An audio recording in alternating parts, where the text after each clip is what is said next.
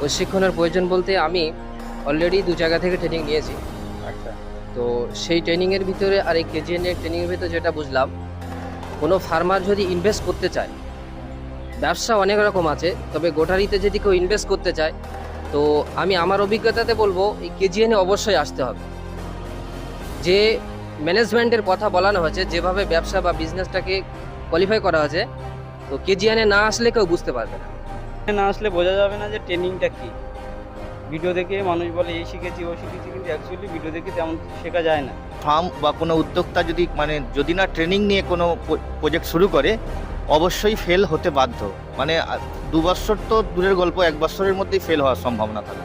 আমি মনে করি যে কোনো ব্যবসা করতে গেলে একটা প্রশিক্ষণের প্রয়োজন আছে, বিশেষ করে লাইভ স্টাফ, যেখানে একটা জীবন নিয়ে খেলা করা হয়। তো একটা জীবন বাঁচাতে গেলে যে সমস্ত করণীয় আমাদের, সেই জন্য করার জন্য একটা প্রশিক্ষণ অবশ্যই